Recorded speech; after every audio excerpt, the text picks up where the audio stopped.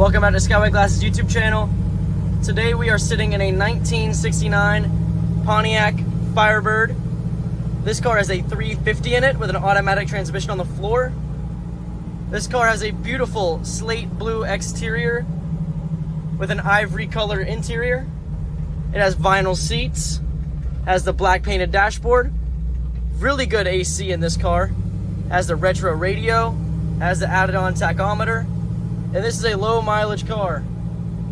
This car is in really good condition, but I'm gonna give you guys a brake test up here. Really good power brakes.